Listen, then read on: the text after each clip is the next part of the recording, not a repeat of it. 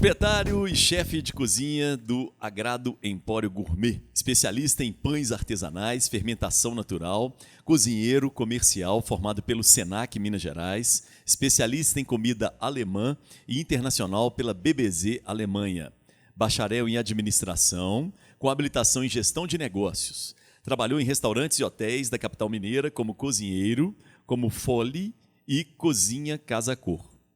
Foi também chefe e proprietário da choperia Curtas, em Nova Lima.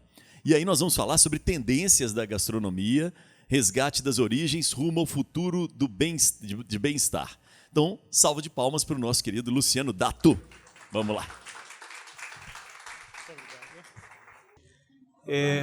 Prazer estar aqui falando um pouquinho, né, sobre gastronomia. Eu acho que a gente tem que situar só algumas coisas aqui, né? Os franceses, eles organizaram a cozinha, porque uma questão histórica, pela questão da nobreza, né, que os nobres deram muito espaço para os cozinheiros franceses, e eles ficaram bem à vontade com isso, resolveram organizar a cozinha. Isso influenciou o mundo inteiro, né, essa questão da cozinha clássica francesa. Na década de 70, um grupo de cozinheiros criou um estilo diferente, né? Começaram a ficar preocupados com a questão da nutrição e resolveram organizar os pratos, porque perceberam que a gente comia com os olhos também. Então surgiu a Nouvelle Cuisine. Essa Nouvelle Cuisine também influencia o mundo até hoje, né? E nós temos aí só representantes da Nouvelle Cuisine, nós temos o Joël Robuchon, o Pierre Troagot, pai do Claude Troagot, que está na televisão hoje, né? Nos encanta aí com os pratos dele, com os programas dele. E nós temos alguns outros dessa linha aí. Vou falar sobre as tendências. Estou situando isso porque, para a gente falar sobre as tendências, nós precisamos entender essa questão para a gente ver a evolução. E nesse momento é muito bacana a gente falar sobre tendências, porque outro lado aqui. Com a nossa Elisa aqui, a notícia de que Belo Horizonte tinha recebido o título pela Unesco de Cidade Criativa da Gastronomia. Essa só para a gente entender, né? Essa rede de cidades criativas criada pela Unesco, são 66 cidades contempladas com isso. No Brasil nós temos 10 cidades, coloquei os números aqui, que foram escolhidas como cidades criativas da gastronomia. Nós temos Belém, Belo Horizonte, Florianópolis e Paraty. Tem outros prêmios, outras cidades criativas que se destacam pelo design, pela música, pelas artes midiáticas, pelo artesanato e artes populares, e por aí vai. Saímos da Nouvelle Cuisine na década de 70 e no início desse século, final do século passado, início desse século, nós tivemos a cozinha molecular. A cozinha molecular foi um outro paradigma da gastronomia. Por que isso, tá, gente? A gastronomia molecular foi um paradigma. Porque a gastronomia molecular, ela reconstruiu a gastronomia bonita, como a gente já tinha nos pratos da Nouvelle Cuisine.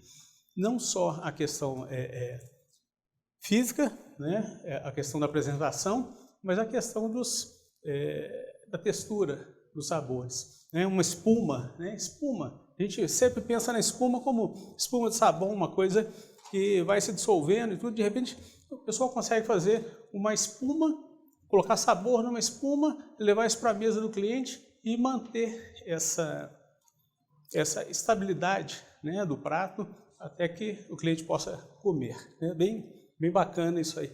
E a gastronomia molecular, ela tem vários representantes no mundo, né? Aqui no Brasil nós temos um chefe muito famoso aí de programa de televisão também. 2 representantes da gastronomia molecular no mundo, Ferran Adrià Guia Michelin. Guia Michelin, já ouviram falar, né? Ele tem máximo 3 estrelas, é um guia que começou na França, hoje já premia chefes de restaurantes no mundo inteiro. Então virou um ranking, né, no mundo, um ranking mundial, essa questão do guia. E o Ferran Adrià é um dos principais nomes da gastronomia molecular, uma das principais pessoas que difundiu isso no mundo. O Ferran, ele foi um sócio proprietário do restaurante El Bulli, na Espanha. Em espanhol, esse restaurante, você fazia a reserva esse ano para, no ano seguinte, você conseguir uma mesa para você almoçar no El Bulli. E o El Bulli, ele fechava, então funcionava 6 meses ele fechava, porque o Ferran ia para o laboratório dele, né, para poder trabalhar, desenvolver novos pratos e novas formas na gastronomia molecular. Não sei se sabiam dessa história. O Reston Blumenthal, da mesma forma, ele é proprietário do restaurante The Fat Duck, na Inglaterra. O Sanzio aqui, de repente, já foi, com certeza. Agora, essa questão, né, da gastronomia, da novela e cozinha, da gastronomia molecular, ela inclusive é considerada uma ciência, né? É uma ciência que estuda os processos físicos e químicos da culinária. Então as pessoas começaram a pegar esses estudos, tá? São estudos anteriores ao Ferran Adrià e o Reston Blumenthal. Naturalmente eles se basearam nos estudos do Nicholas Kurt, que era um cientista húngaro, e do Hervé Duss. Hervé Duss tem um livro muito famoso, tá, usado inclusive na rede pública, tá, editado pela Ática, que é um cientista na cozinha. Esse livro explica as reações químicas e físicas, os processos, e isso é muito bacana para que a gente possa entender, né, como é que os processos, como é que acontecem os processos físico-químicos na cozinha e como é que você repete isso. Né, como é que você vai manter todas as variáveis, você chegar em determinado resultado e você conseguir repetir aquele resultado. Muitas vezes a gente faz em casa um bolo que fica fantástico, né? E aí, o que eu usei no bolo? Como é que eu vou repetir o bolo? Né? Eu usei um pouquinho. Então, gente, hoje essa influência da cozinha molecular, ela vai estar presente na vida de todos os cozinheiros daqui para frente, porque antes a gente só pesava os ingredientes, só media corretamente quando a gente ia fazer doces, né? Isso é um padrão nas escolas, né? A gente só aprendia lá, não, para salgado você prova um pouquinho aqui. Não, e a cozinha molecular vem justamente para falar com a gente que você tem que, se você quer um resultado, você quer uma padronização do seu processo, você precisa isolar as variáveis, você precisa controlar todo o processo. Então, isso é uma influência muito bacana. Além da cozinha molecular, a gente tem uma outra influência na cozinha, que é uma influência dessa linha do Alain Passard. Alain Passard é um chefe, 3 estrelas também, do Guia Michelin. Ele é proprietário do restaurante La Perge, na França. E o Alain, ele fala com a gente o seguinte, que ele fala da importância de você controlar todo o processo e além, controlar toda a cadeia produtiva, a qualidade dos ingredientes que chegam até ao prato do cliente, até o prato do cliente, né? O Alain Passard, em 2001, o restaurante dele já tinha 3 estrelas no guia, e aí ele resolve abandonar toda a carne. Ele se torna, em 2001, o restaurante dele virou um restaurante vegetariano, né? Isso é um grande desafio na gastronomia, né, gente? Isso aí é uma coisa que vocês viram aqui esse ano, né, no Comida de Boteco, o vencedor foi um prato vegano até, né? Vegano, mais que... Né? Isso aí muita gente falou, né? Muita gente criticou e tudo. Isso aqui é uma tendência. É uma tendência a gente valorizar esse tipo de coisa. Valorizar principalmente os ingredientes, né? O Alain Passard controla toda a produção na fazenda dele. Ele muda o cardápio a cada estação, exatamente, né? A cada estação. Então ele coloca um cardápio novo, com as frutas, com os legumes, com as frutas da estação, leva sempre ingredientes ótimos, né, para o prato do cliente dele. Isso é uma influência grande aqui. Né? Aquilo ali eu coloquei um exemplo só, né, de um dos pratos do Alain Passard, do restaurante dele. Um pedaço de uma pintura de Miró, só para vocês compararem aqui, que bacana. Né? O prato do Alain Passard e o prato do Miró. Importantíssimo a gente falar aqui que o Alain Passard, na verdade, ele está trabalhando com aquele conceito de terroir. Né? O Alain Passard, você quer uma receita de um molho dele? Você encontra na internet. Né? O que o Aldo falou, o que as pessoas anteriores aqui falaram, o conhecimento ele está aí hoje. Né? Acabou aquela questão do cozinheiro, da cozinha clássica, ou da novela de cozinha, que tinha aquela determinada receita no livrinho dele e que não passava para ninguém. Né? Que ele morria com ele. Né? Ou então, quando passava para um filho, quando tinha, né? Se seguia, se continuava a carreira dele. Hoje em dia não. Né? O conhecimento está aí para ser assimilado, para ser utilizado e para ser repassado. O molho do Alain Passard, que ele usa num prato dele, você encontra na internet, ele dá a receita. Uma coisa super bacana, né? Você procura no YouTube, você vai encontrar lá o mesmo molho que ele usa no restaurante. Você vai fazer. Só que, por que as pessoas vão ao restaurante dele? Porque é por causa do ambiente, por causa do terroir. Né? Ele pega os ingredientes da fazenda, né? Com aquele sabor, com aquele cuidado, prepara, leva até... naturalmente tem o processo de cocção. Depois disso, ele coloca na mesa, a pessoa prova e aquele sabor é um sabor fantástico. Então, muitas vezes você vai conseguir repetir, mas você não vai ter a mesma qualidade do ingrediente que ele utilizou lá. Né? Então, isso é... Na mesma linha do Alain Passard, nós temos aqui no Brasil um grande embaixador da culinária brasileira. Alex Atala, além de um chefe, Alex Atala tem 2 estrelas no Guia Michelin. Né? É um chefe de cozinha que trabalha com a questão cultural, valorização do nosso terroir no Brasil. Né? Ele leva para a mesa dos clientes a mandioca, ele leva o tucupi, ele leva o angu do mineiro, ele leva tantos outros ingredientes que são ingredientes nossos. Né? A gente não precisa mais fazer fazer um prato da culinária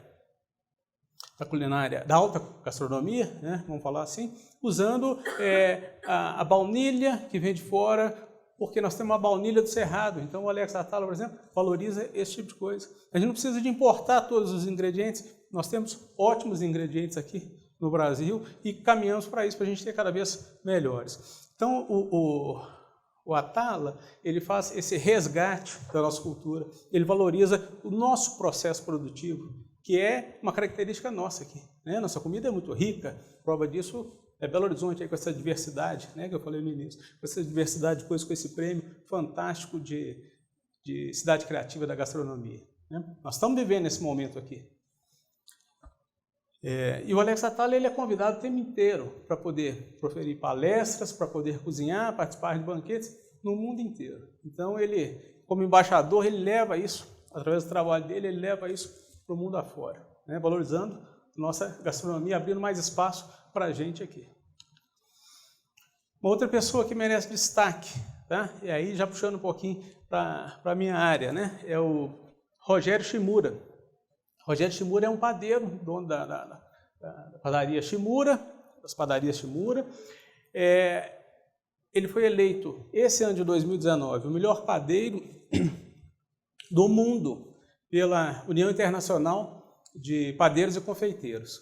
Então, outro embaixador que está levando o trabalho do brasileiro para fora, abrindo espaço para a gente lá fora. E o Rogério Shimura, ele tem um destaque especial que é a escola de panificação que ele tem. Ele tem uma escola de panificação, essa questão do conhecimento, novamente, né? Ele forma novos padeiros, ele resgata os processos, naturalmente ele usa novos equipamentos, novos processos produtivos, mas ele resgata, na escola dele, ele resgata essa questão da produção. E com relação ao pão, especificamente, nós temos um outro resgate. Aqui nós temos uma foto do Richard Bourdon. Ele, além de padeiro, ele é um ativista. Um ativista porque ele fala o tempo inteiro que o trigo é um alimento completo, é um alimento rico, mas é um alimento que, se você não tiver o processo adequado para poder extrair do grão o que o grão tem, você não consegue utilizar aquilo como um alimento de fácil digestibilidade para o ser humano. Seria a mesma coisa que você comer um papel. E é isso que a indústria faz hoje, né? Pega o trigo, faz a farinha, entra no processo produtivo da indústria, 1 hora, 2 horas depois, já sai um pão pronto. O Richard Bourdon resgatando, né? Sempre, gastronomia a gente fala, a gente vai para frente o tempo inteiro, indo para trás, né? O Richard Bourdon, ele reconhece que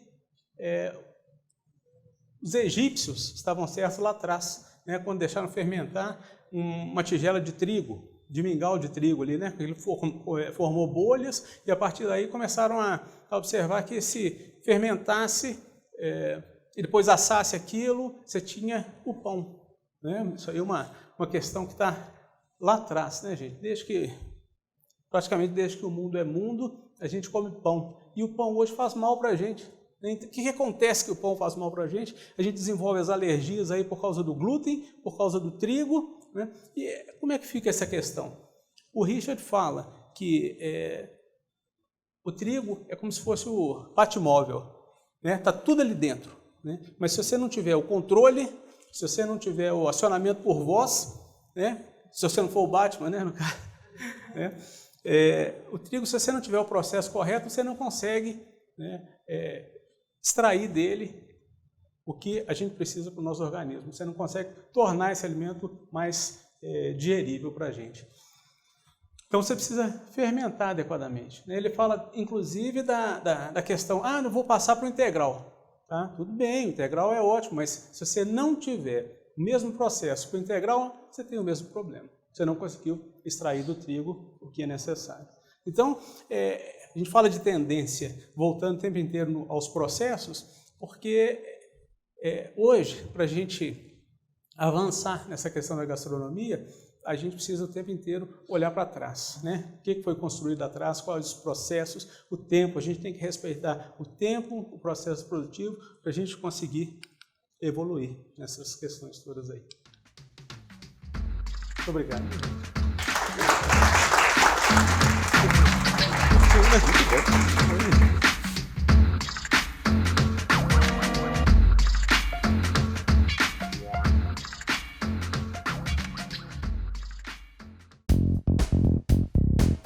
Muito obrigado pela presença, todos vocês.